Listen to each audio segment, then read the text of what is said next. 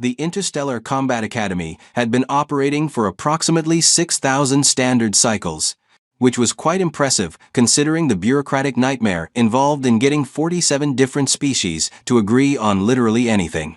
The institution floated in a stable orbit around a thoroughly unremarkable yellow dwarf star, its gleaming corridors a testament to what could be achieved when sufficient funding met adequate health and safety regulations.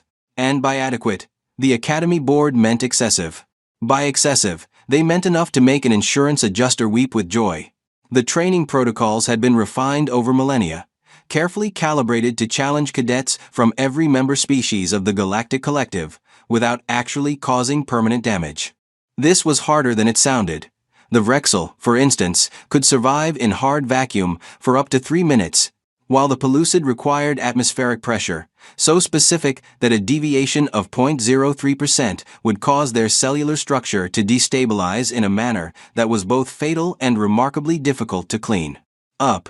The Academy had developed quite the reputation for producing the finest military officers in known space, largely because they hadn't killed a student in over 2 centuries. Then humans had applied for membership.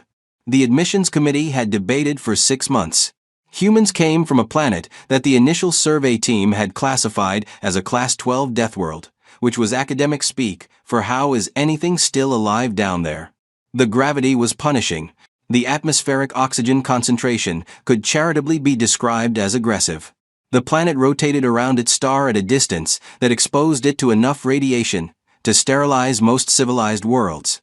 It had weather systems that could flatten cities, tectonic activity that reshaped continents, and approximately 8 million species, most of which had evolved the ability to kill and eat each other with remarkable efficiency. The humans themselves were biological paradoxes.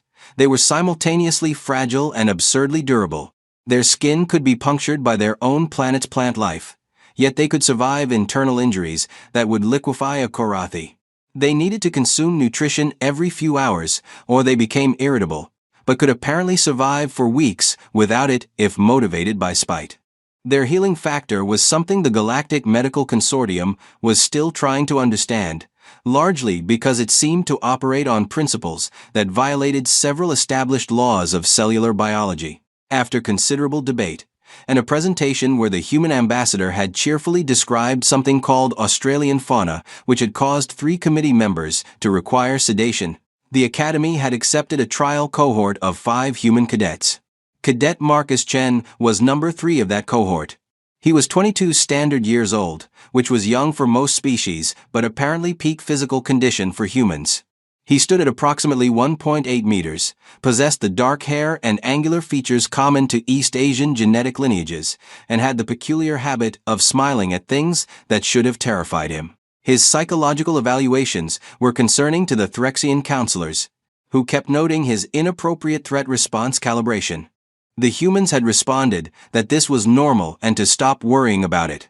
The incident occurred during a standard combat exercise in Training Hall 7, which was equipped with the latest generation of kinetic dampening fields and enough medical sensors to detect a bruise forming in real time. The exercise was simple. Paired cadets would engage in controlled martial combat, with the dampening fields preventing any strike from delivering more than 30% of its actual force. This had been carefully calculated as sufficient to provide realistic training feedback while preventing any injury more serious than mild bruising. It was, the safety engineers had assured everyone, absolutely foolproof. Cadet Marcus Chen was paired against Cadet Vrixnal, a Korathi whose species had evolved in a gas giant's upper atmosphere, where the gravity was roughly 1/3 that of Earth. The Korathi were elegant beings, their bodies primarily composed of a silicon-based cartilage that made them remarkably flexible, but also remarkably delicate by human standards. Vrixnal was a capable fighter, his 4 limbs moving with the fluid grace characteristic of his species. The match proceeded normally for the first 2 minutes. Marcus moved with the heavy, deliberate momentum of a high-gravity worlder. Vrixnal flowed around his strikes like water, landing precise counterhits that the dampening field reduced to gentle taps. The observing instructors, a mixed-species group watching from the elevated platform, were nodding approvingly. Proper form, excellent technique, Nobody was leaking any fluids. A textbook exercise. Then the dampening field hiccuped. Later analysis would reveal that a power coupling 3 decks below had developed a microscopic stress fracture, causing a cascade failure that lasted exactly 0.73 seconds. In that brief window, the field strength dropped from 70% dampening to approximately 12%. Vrixnal, mid-strike, delivered what should have been a gentle tap to Marcus's face.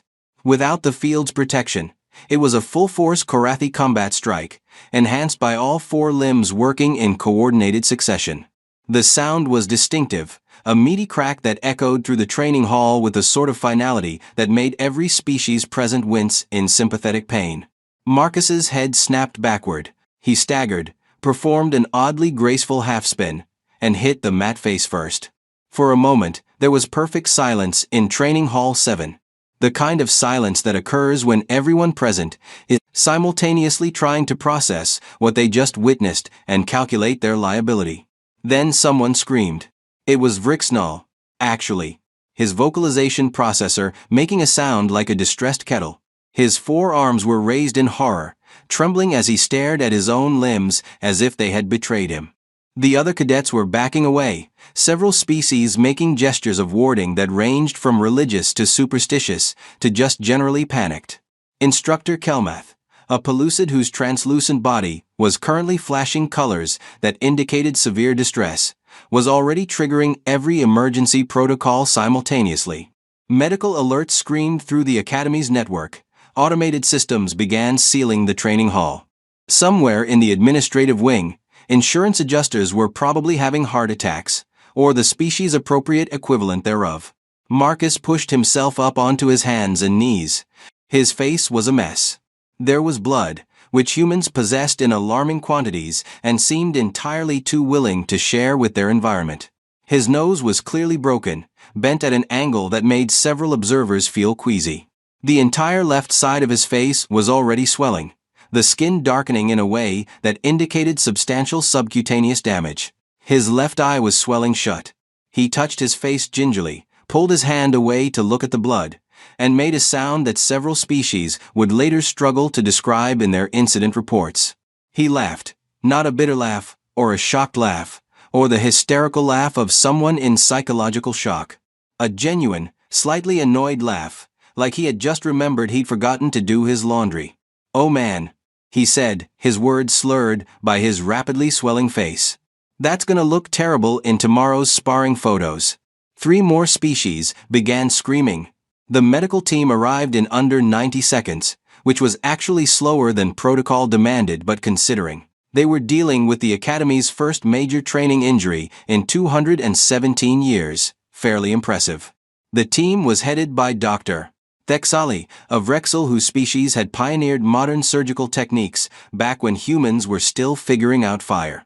She had 16 years of experience, 3 advanced degrees, and had personally performed over 4,000 successful surgeries.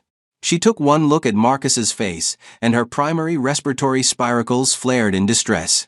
"Get him to surgical bay 3 immediately," she commanded, her voice carrying the sort of calm authority that came from years of emergency medicine. "Full trauma team, maxillofacial specialist, and someone contact the human medical liaison. We're going to need their physiological database." Marcus tried to wave them off. "It's really not that bad. I just need some ice and maybe, Cadet Chen, you are bleeding from 6 different locations on your face, Dr. Thexali interrupted. "Your nose is deviated at a 40-degree angle. I can see bone fragments. You will not just need some ice. I mean, I've had worse," Marcus offered, which did not have the reassuring effect he seemed to think it would.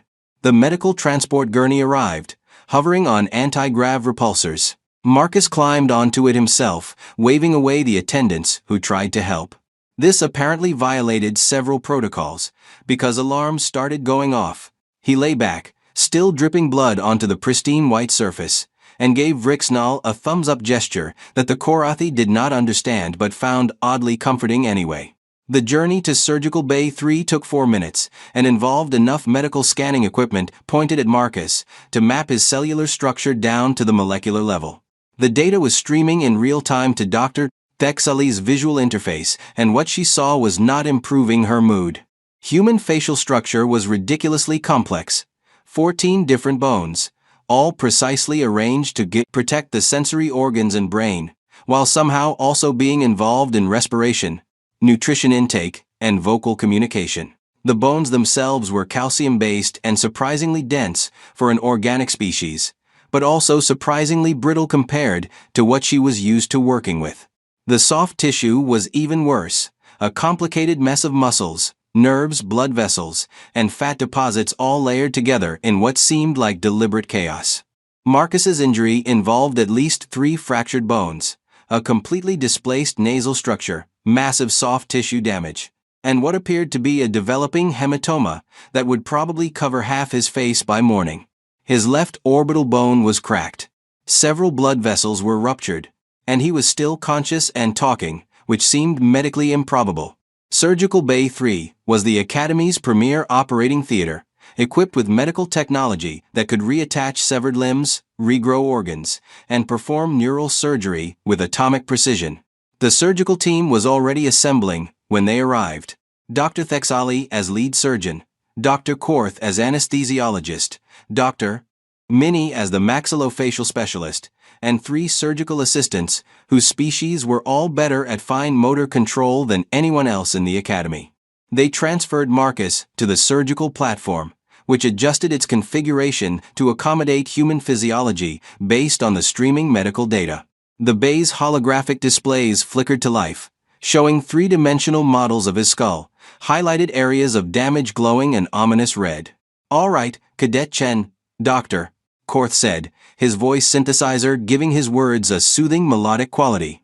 "We're going to administer anesthesia now. You'll feel a slight. Will I be able to play the violin after this?" Marcus interrupted. Dr. Korth paused. "I wasn't aware your injury affected your hands. I can't play the violin now either. I just wondered if this would magically give me that ability." There was a long silence in Surgical Bay 3. "Human humor is going to take some getting used to," Dr. Minnie observed quietly. The anesthesia took effect quickly, though they had to use nearly twice the calculated dose because human metabolism apparently processed pharmaceutical compounds with the efficiency of a chemical factory. Marcus's eyes finally closed, his breathing regulated by the medical monitors as his body relaxed into unconsciousness. Dr. Thexali examined the holographic display, manipulating it with her manipulation fields to view the injury from every angle. "This is going to be complex. The nasal structure needs complete reconstruction. We'll need to reduce these fractures, realign the septum, and repair the soft tissue damage while ensuring we don't compromise his respiratory function. The bone density is remarkable," Dr. Minnie said, zooming in on a cross-section. "I've never worked with calcium phosphate composite this dense. It's going to make fragment removal interesting." "What's the healing projection?" one of the assistants asked. Dr. Thexali pulled up the human medical database, scrolling through the information provided by Earth's medical authorities. Her respiratory spiracles flared again. According to this, facial fractures in humans typically heal in 6 to 8 weeks. Full recovery in 12 weeks. Soft tissue repairs faster, 3 to 4 weeks for the majority of visible healing. "That's remarkably fast," Dr. Korth observed. "Most species take twice that long. Humans have an aggressive healing factor," Dr. Thexali confirmed.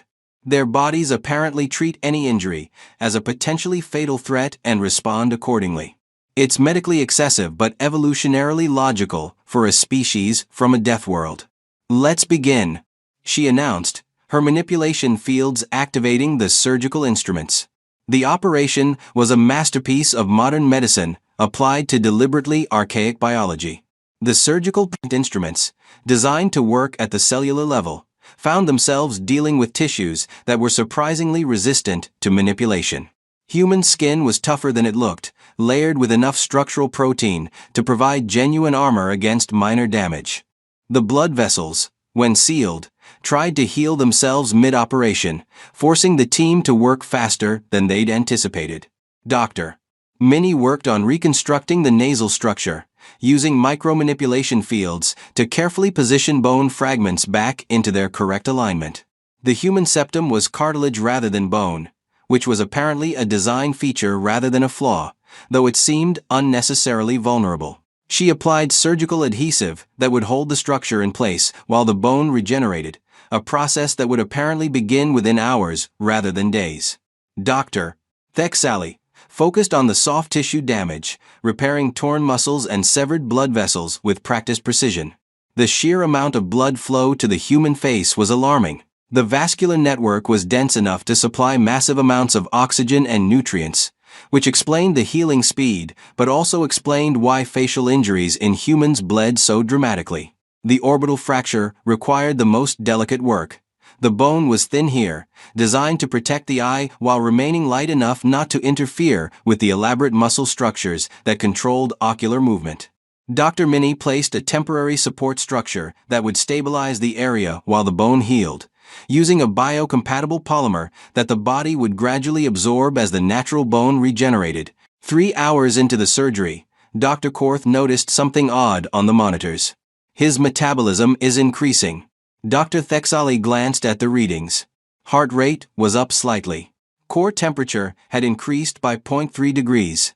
Cellular activity in the damaged areas was elevated. The healing process is already beginning. His body is mobilizing resources to the injury site. We're still operating, Dr. Minnie said, somewhat incredulously. Human biology doesn't seem to wait for permission, Dr. Thexali replied. Continue.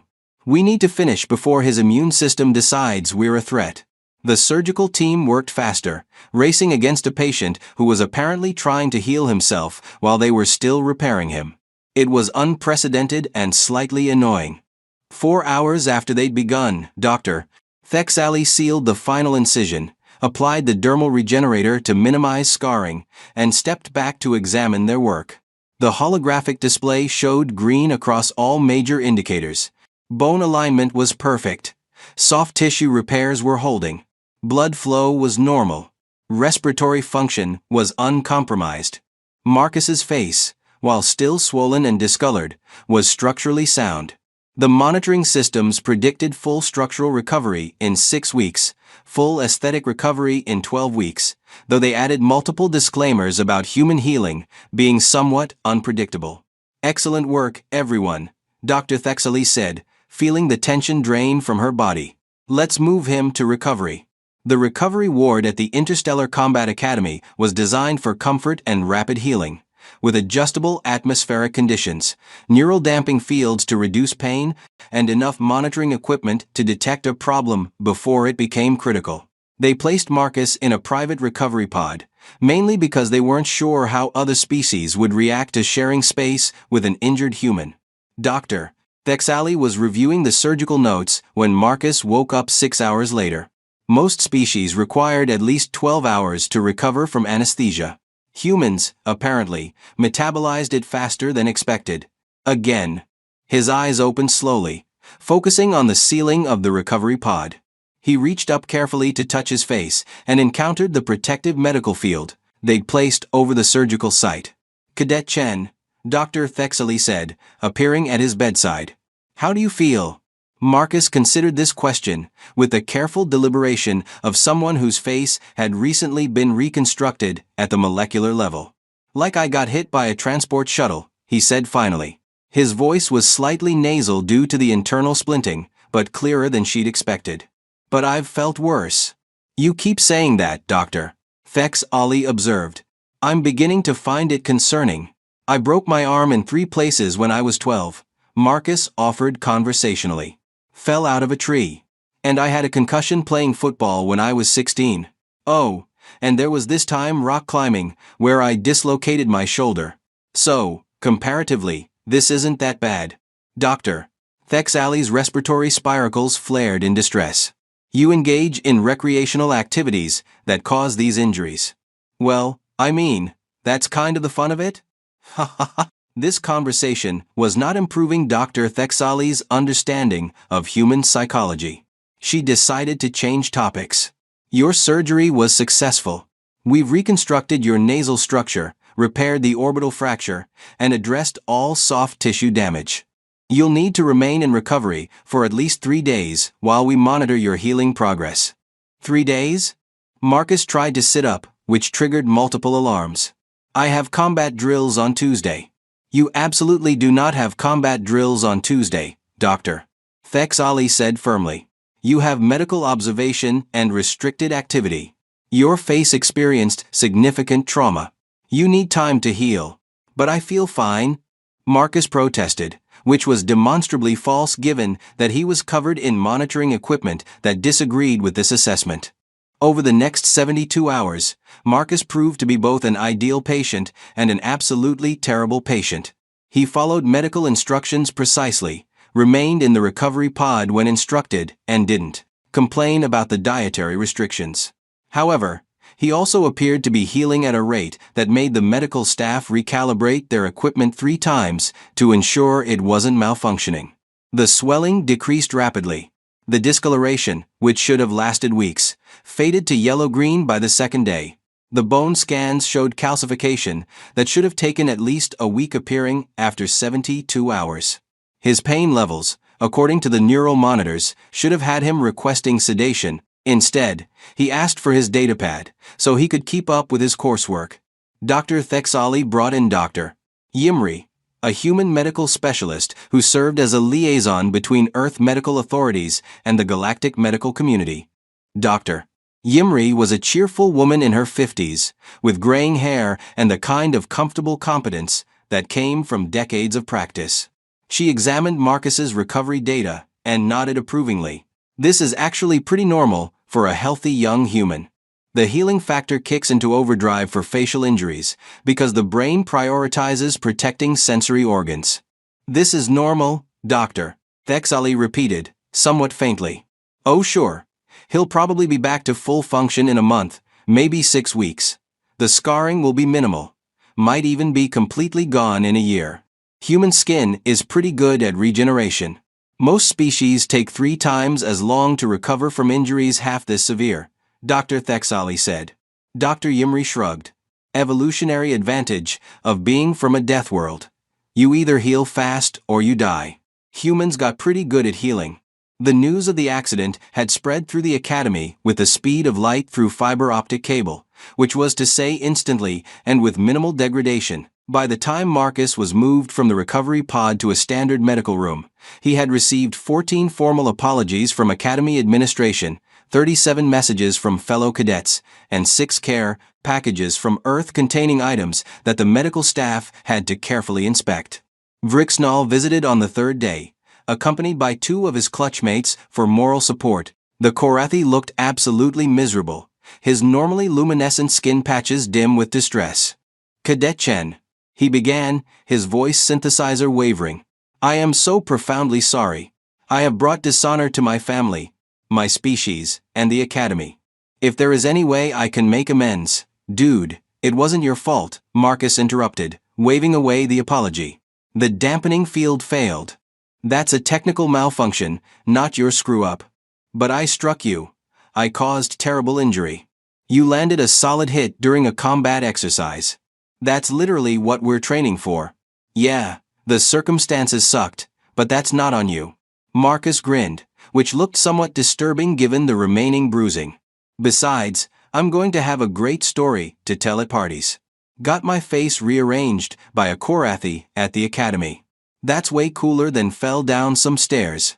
Vrixnall didn't seem entirely convinced, but his skin patches brightened slightly. You are very gracious. I'm really not, I'm just too tired to hold a grudge about an accident. The administrative response to the incident was, predictably, excessive. The Academy Board convened an emergency meeting that lasted 6 hours and produced a preliminary report of 400 pages. The conclusions were simultaneously obvious and unhelpful. The dampening field had failed due to an undetectable stress fracture in a power coupling. Safety protocols had functioned adequately, but not perfectly, and they needed to revise their approach to training exercises involving humans. Commander Zixorth, the Academy's commandant and a Threxian with 40 years of military experience, visited Marcus on the 5th day. He was an imposing figure, nearly 3 meters tall, with iridescent scales and the kind of presence that made cadets straighten their posture unconsciously. "Cadet Chen," he began, his voice carrying the gravitas of high rank and considerable authority. "I want to personally apologize for this incident. The Academy failed in its duty to ensure your safety. We are implementing new protocols to prevent, sir. With respect, please don't change the training because of this," Marcus interrupted, which was either incredibly brave or incredibly stupid, depending on your perspective. Commander Zixorth's facial scales rippled, indicating surprise. "Cadet, you sustained severe injuries. We have a responsibility to train us for real combat situations," Marcus finished. "Sir, accidents happen. I knew the risks when I applied. Every human in the program knew the risks. We're from a planet that's constantly trying to kill us. We're not going to break because of one training accident." "Your face was broken," Commander Zixorth pointed out. "And now it's fixed. Modern medicine is amazing. Sir, if you make the training safer for humans, you're going to make us less prepared for actual combat. And that's more dangerous in the long run." Commander Zixorth was silent for a long moment, studying the young human with an expression that might have been respect. "You make a compelling argument, Cadet. However, we will be implementing additional safety redundancies. That's non-negotiable." "Yes, sir. Additional safety redundancies sound great." Marcus was discharged from the medical ward after 7 days, which was 5 days earlier than Dr. Thexali had initially projected and 3 days earlier than she felt comfortable with. However, all his medical indicators were green. The bone healing was ahead of schedule, and keeping him in the ward when he was clearly ready for activity seemed unnecessarily punitive. He returned to classes the following day, sporting some impressive residual bruising and the kind of facial swelling that made him look like he'd lost a fight with a door. His fellow cadets treated him with a mixture of concern and awe. The humans in his cohort greeted him with variations on nice face, dumbass, which appeared to be a form of affection in their culture. The combat training protocols were revised over the following weeks. The Academy added triple redundant safety systems, increased the monitoring frequency, and instituted new rapid response medical procedures specifically for human physiology. They also, somewhat quietly, recalibrated their expectations for human durability. 6 weeks after the incident, Marcus returned to full active duty. The orbital fracture had healed completely. His nose was straight, maybe straighter than it had been before. The soft tissue damage had resolved with minimal scarring. Dr. Thexali performed a final examination and declared him fit for unrestricted activity, while privately marveling at the sheer regenerative capability of human biology. 8 weeks after the incident, Marcus was back in Training Hall 7 for his scheduled combat exercises. The entire facility had been extensively inspected and upgraded. The dampening fields now had 6 independent power systems and enough redundancy to make an engineer weep with joy. Commander Zixorth was observing the training session because he was not going to have another incident on his watch. He watched as Marcus paired with a different cadet, a Threxian who matched him in size but not in gravity tolerance. The match proceeded smoothly. The dampening fields functioned flawlessly. Nobody's face was rearranged. Afterward, Commander Zixorth approached Marcus as he was leaving the training hall. "Cadet Chen." A moment. Marcus turned, standing at attention. "Sir, how does your face feel?" Marcus touched his nose experimentally. "Perfect, sir. Better than before, actually. I could breathe through my left nostril properly for the first time in years." Commander Zixorth made a sound that might have been a laugh. "Cadet, you are aware that the medical staff have been monitoring your recovery closely. They've documented human healing capabilities extensively. They've shared their findings with the Galactic Medical Consortium." "Yes, sir, Dr. Thexali mentioned that." "Do you know what the response has been?" "No, sir."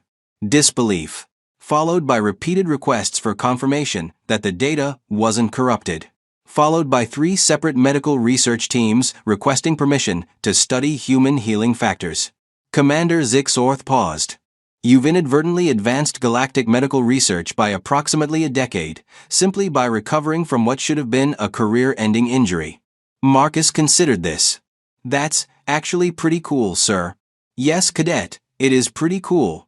Commander Zixorth's scales rippled with amusement. Dismissed. As Marcus walked away, Commander Zixorth reflected on the peculiar nature of humans. They came from a planet that tried to kill them daily. They evolved to survive injuries that would be fatal to most species. They laughed at their own suffering. They refused to accept limitations that other species considered reasonable. And somehow, impossibly, they made it work. The Interstellar Combat Academy had been operating for 6,000 standard cycles, training the finest military officers in known space. They had adapted to accommodate 47 different species, each with their own unique requirements and limitations. The humans, Commander Zixorth suspected, were going to require significantly more adaptation than anyone had anticipated. 3 months after the incident, the Academy hosted a formal evaluation review. Representatives from all member species attended, along with observers from Earth's military command. The purpose was to assess the success of human integration into the Academy program and determine whether the trial cohort had proven the viability of continuing human enrollment. The presentation included detailed incident reports, academic performance metrics, physical training assessments, and medical data. The statistics were impressive. The humans consistently scored in the top 15% of their classes academically. Their physical performance was exceptional in high-gravity environments and competitive in standard conditions. Their tactical thinking showed creative approaches that other species hadn't considered, probably because their approaches involved accepting risk levels that made safety officers nervous. And then there was the medical data from Marcus's injury and recovery, which had already been circulated through academic medical journals and was causing quite the stir in xenobiology circles. The committee deliberated for 6 hours before reaching a unanimous decision. The human trial cohort was successful. The Academy would continue accepting human applicants.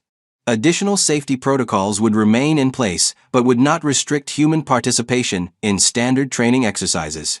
When Marcus heard the news, his response was characteristically understated. Cool. In the grand tradition of military academies throughout history and across species, the incident became a legend. First-year cadets heard the story of the human who got his face destroyed and came back to training 6 weeks later. The details became slightly embellished with each retelling.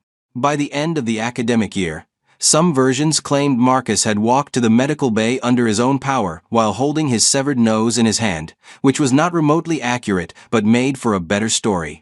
Vrixnall and Marcus became close friends, bonded by the shared trauma of an experience that neither of them would forget. They continued training together, though Vrixnall was noticeably more careful during sparring matches for several weeks until Marcus convinced him to stop pulling his strikes. Dr. Thexali published 3 papers on human facial trauma recovery and became a recognized expert in human medical treatment. She never quite got over her amazement at how quickly humans healed, but she learned to expect it rather than being constantly surprised by it.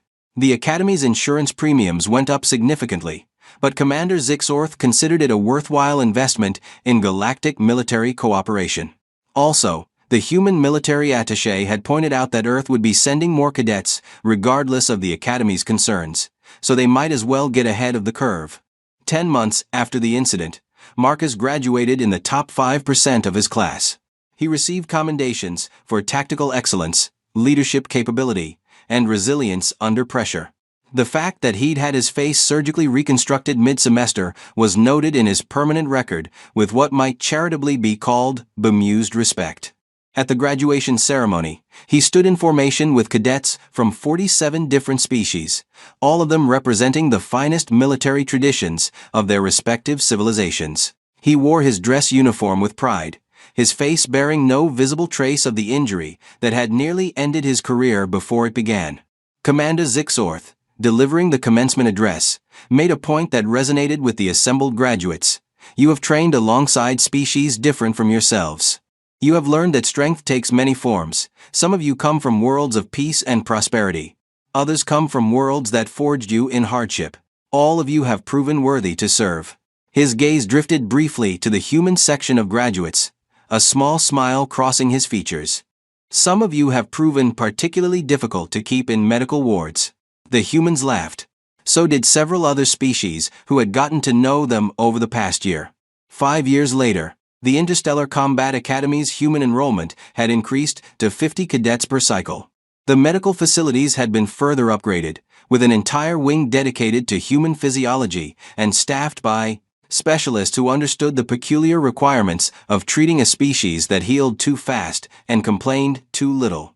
The training protocols had been refined to challenge humans appropriately without unnecessarily endangering other species. Commander Marcus Chen, now serving aboard the ISV Pathfinder as a tactical operations officer, occasionally received messages from Academy Command asking for his perspective on training modifications. He provided detailed, thoughtful responses that demonstrated the tactical acumen that had made him an exceptional student.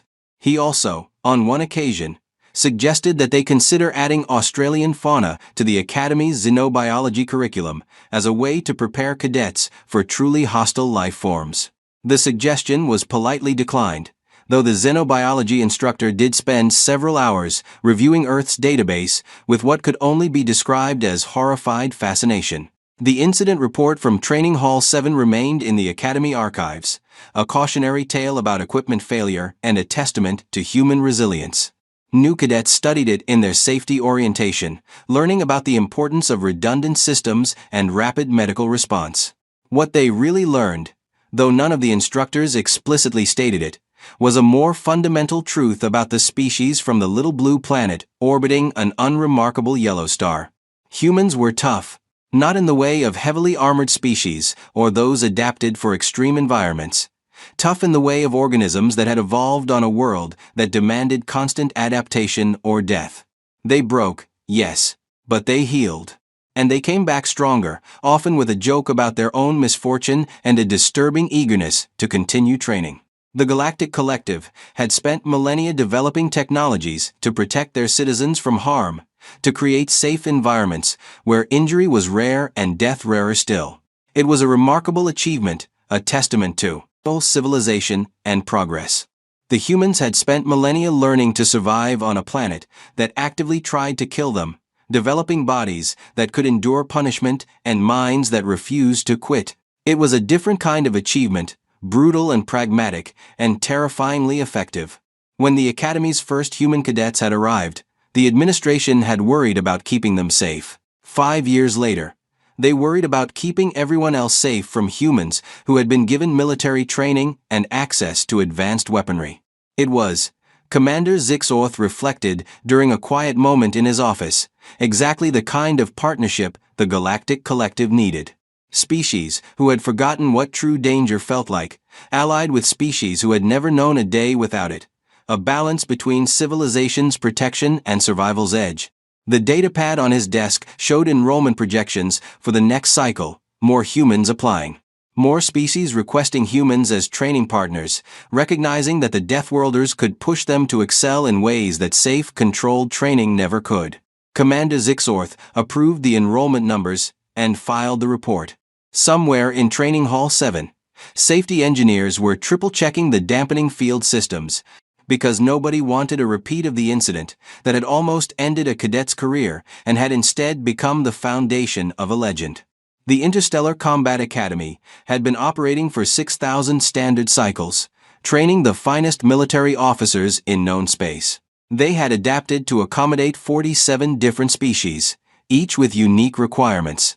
The 48 species, from a little death world called Earth, had proven that sometimes the best way to prepare for the dangers of the galaxy was to recruit people who came from somewhere even more dangerous. And if those people occasionally required emergency facial reconstruction surgery, well, that was simply the cost of excellence.